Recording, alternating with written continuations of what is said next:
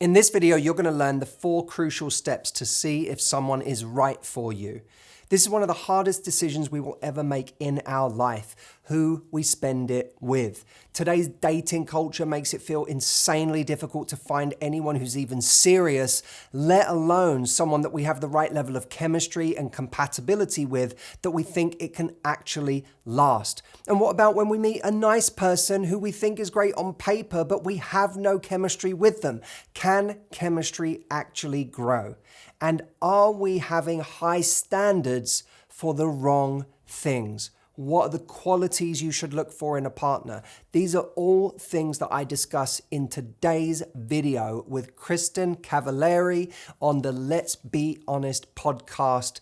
Check it out. I think you're really going to enjoy this, and let me know what you think in the comments. Don't forget to like this video, subscribe to this channel, and hit the notification bell so that you get notified the next time I do a video. And it would mean a lot to me, by the way, if you would subscribe to this channel. It takes an awful lot of work to make these videos every week, and we want to share them with as many people as possible. That little moment where you click subscribe really helps us get the word out there about what we're doing. Thank you so much, and enjoy this video. I want to start with the dating culture today. What do you think is wrong with it? And why are people having such a hard time finding a successful relationship? I think part of it is that our nervous systems are kind of programmed for dopamine. Mm-hmm. And I think it makes it really hard to sit with anything for very long. We're so used to novelty now. Mm-hmm. In writing this new book, to sit there in front of a laptop and just write for 2 or 3 hours at a time was at times, in the beginning of the process, was excruciatingly difficult. Yeah. And it really was like a wake-up call for me about how much my attention span has been hurt by, the way that we live our lives today. Right. And dating is a part of that. The dating apps are this dopamine machine, Mm-hmm. and it feels good to swipe, and it feels good to get matches, and it feels good to get messages, and it feels good to get another one from a new person. And I know. that's a very addictive cycle for people. Mm-hmm. So I think that's tough. And then I think there's less humanity in the process because less people are picking up the phone, and Yeah. it can feel harder to even just get to the point of a date where you meet up, and Right. then people get back from a date and they're onto their phone again, and there's a ridiculous amount of temptation there that just interrupts the process of attraction. So you're not like getting home and building anticipation for the next time that you are going to see someone in the same time that in a bygone era you would have done. Mm-hmm. Instead, you're now bombarded with just the buffet again as soon as you get home. And I think that interrupts a lot of the attraction circuits that allow us to kind of psychologically invest in the narrative in the same way as we once would have done. So it all amounts to much more superficial, surface level interactions instead of the depth and not just the depth, but the staying with something long enough for it to even become what it could be. Mm-hmm. The thing that makes something great is that there's a way we use the word settling that's very negative. Yes. Like, I don't want to settle for Yep. someone, and that's understandable. None of us in life want to be shortchanged. Yeah. Right? We want to feel like we got the best thing we could get in any area of life. Yeah. And people are like that in their love lives. I want to get the best person I can get for me. And anything less than that feels like settling. Yeah. But I think there's a way to change the language around that word that turns it into an immensely positive thing, Okay. where instead of settling for someone, we say, I'm going to settle on someone. Oh. And settling on is very powerful Yeah. because it implies agency and choice and imbuing something with all of the meaning of a decision, and say it's like saying, where am I going to live? Well, when you settle on somewhere, and then once you've really settled and you get your house or your apartment or whatever, and you say, I'm going to be here for a while, you start making that place into your dream place. And then you start doing all of the little things that turn it into this space that sparks joy every time you walk through the door. It didn't start that way. It gets better over time the more you invest in it.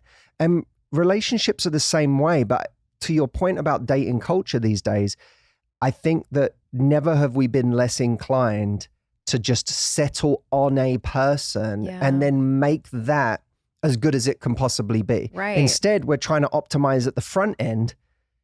And by continuously optimizing and never choosing, we never actually make anything. We never even see how good anything could be because we never spend long enough with anyone to see how good it could be. Exactly.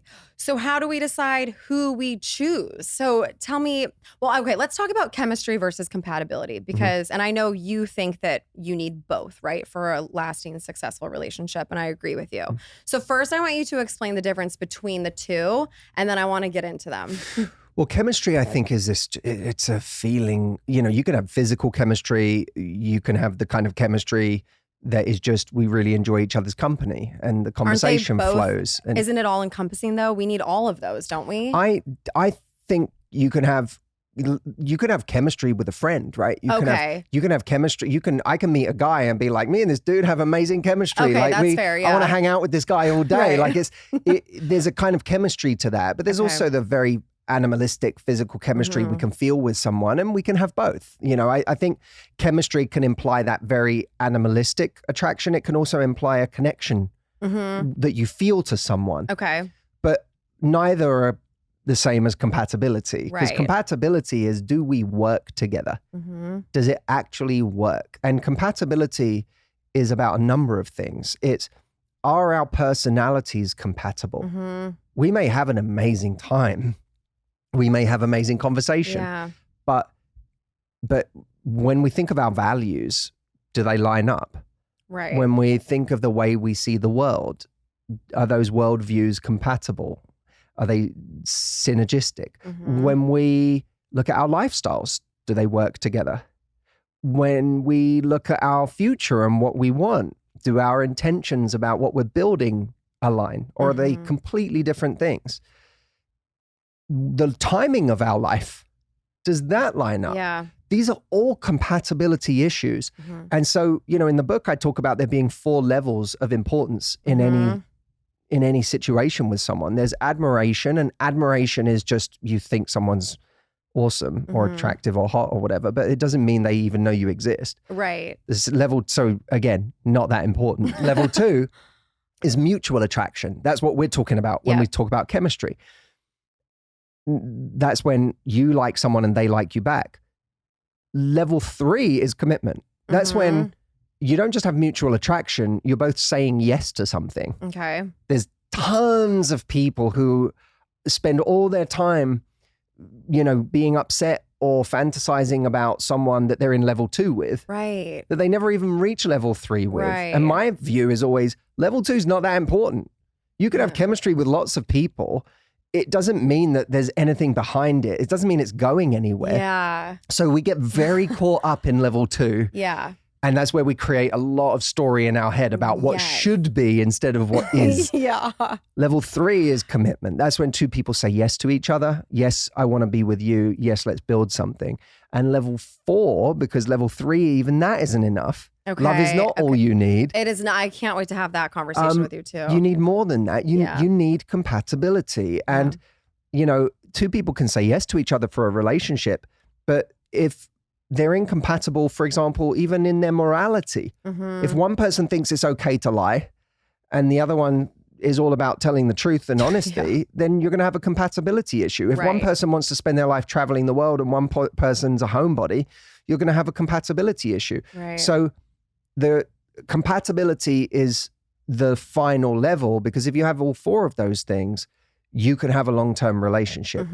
Okay. If you're missing compatibility, you could have a relationship, but it can be hell on earth. Yeah, those are usually the toxic ones, right? Or the ones, or they're not toxic. They're just yes, and they could just be relationships where 2 people make each other unhappy. It's not that either of them is a bad person, but they don't agree. work together. Yeah. As you're watching this video, are you asking yourself one of these 2 questions?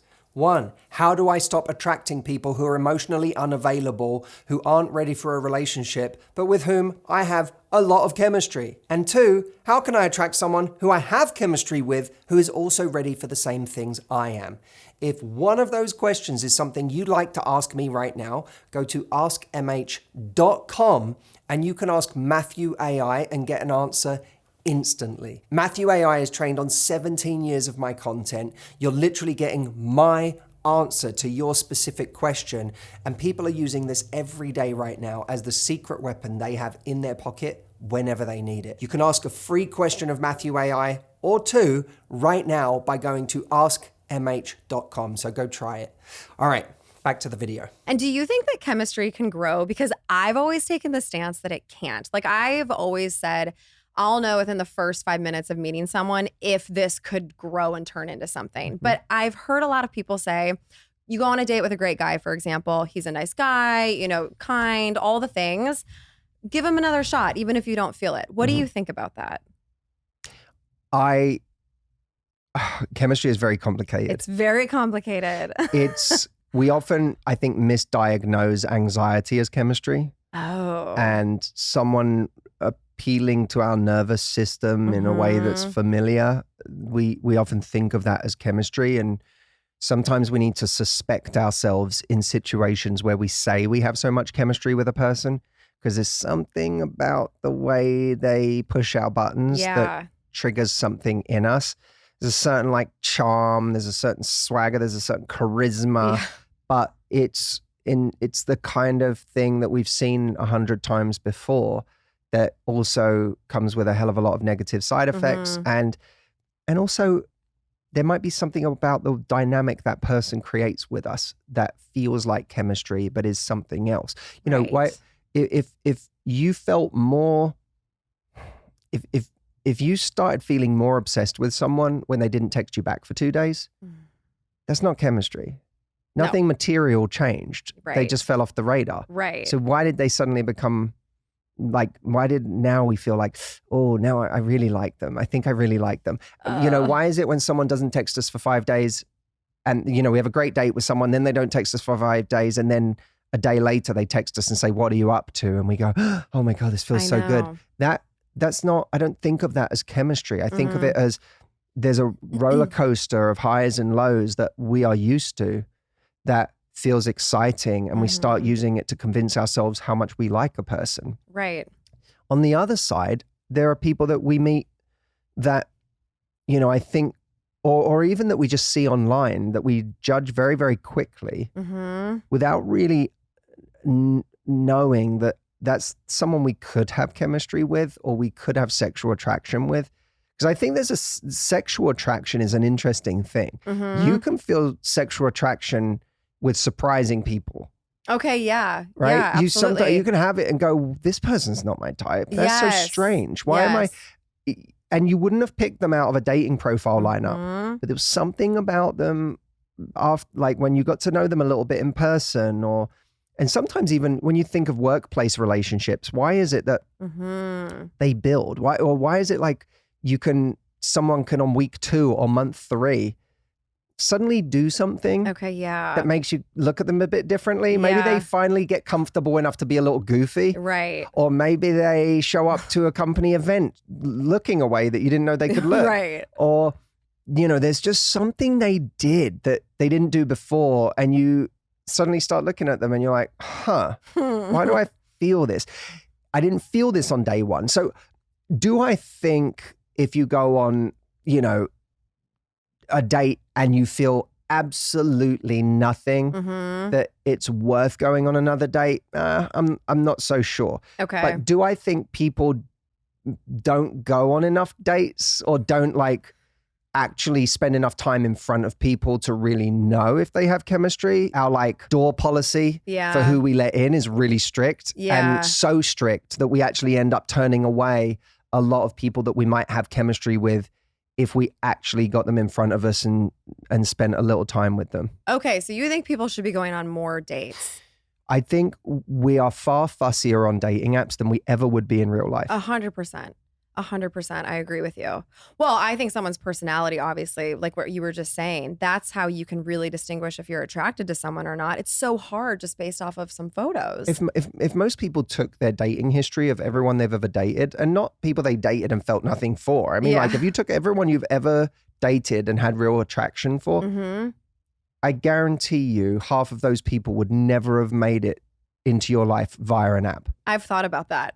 I've definitely thought about You're like, that boyfriend, he wouldn't, I would have swiped left on him. I know. It's so true. Yeah. So, okay, in those early days when you are in that fog of just like being so excited, and how can you distinguish between what is actual chemistry and what is sort of that addicting, sort of toxic behavior like we were just talking about, if they ghost you for 5 days and then come back in? How can you distinguish what is real chemistry? Well, I think it's almost worthwhile to say, how do I decide what is chemistry worth having? Okay. Right? Because I might have chemistry with a person who's not a great person, but maybe there is like an energy that, you know, you find them sexy and there's an animal attraction there, but they're a horrible person. Right. So I think it's better to say, what kind of chemistry is worth pursuing for me? Okay. So that the wrong kinds of people, chemistry or no chemistry, just can't get through the door, especially if you're being intentional about finding love. Right. And the kind of love that is going to make you happy. So I think it's worth asking the question, what qualities are necessary in a person for me to be happy and peaceful? Okay. And then sticking with that list. Yeah. Not like being bending really for it. clear Yeah. on, like, that's got to be, no matter what, that's got to be the price of entry for someone in my life, is that no matter what else they have or don't have, they have to have those things. Because what we do instead is we just say, you know, I want to find someone I'm attracted to. And then we start looking for all these, you know, charisma and the way they look and the way they dress and their life and what they represent in life and all of these things that none of them have a bearing on how great of a partner they'll be. Yeah. And we then get really into this person, and I always say we have really high standards for things that don't matter that much. Yeah.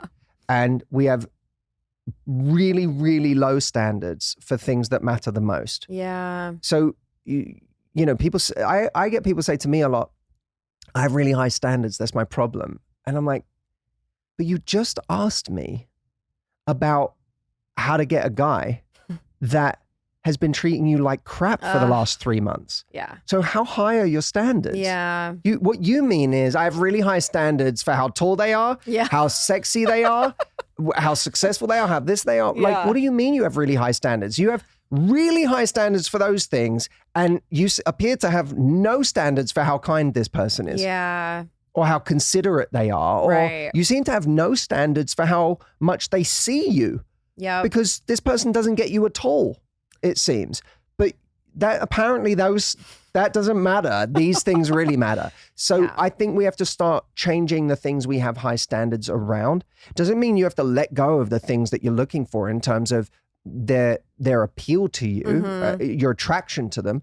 But you, at the very least, you better start valuing the other things appropriately, because otherwise anyone is going to get through the door. Okay, right. And you're going to be in a situation a year from now where you're coming to me saying, this person, we have amazing conversations and the sex is great and I just love their company and da-da-da.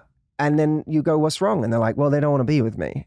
You're like, okay, well, maybe we should have a standard around that because that feels like a really crazy thing. It feels really strange not to have a standard around someone wanting to be with you. That should be like the baseline of who you give your attention to. Yeah. Okay, so what conversations should we be having in the beginning to knowing if we're compatible, making sure we're on the same page, and realizing what kind of qualities should we be looking for? What are the most important qualities for a long-lasting relationship? Well, I think it's worth us asking what in my past when it was missing made me miserable. Okay. Like in Yeah, the, you mentioned that in the book. yeah, actually, like which I that's a love. really important question. Yeah. What was missing in my past relationship that even though I told myself this person was so important, I really didn't want to lose them, what did they not have or not give you that made your life miserable? Okay. Start with those things. Yeah.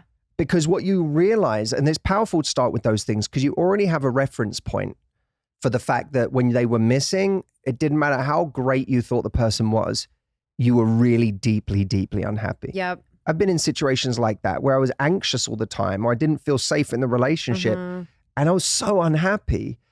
And coming out of the situation like that, you go, I'm never putting myself in that situation again because it doesn't matter how great someone is. Yeah. If you feel anxious all the time, it's misery. Yeah. So nothing is worth me making that a negotiable thing ever.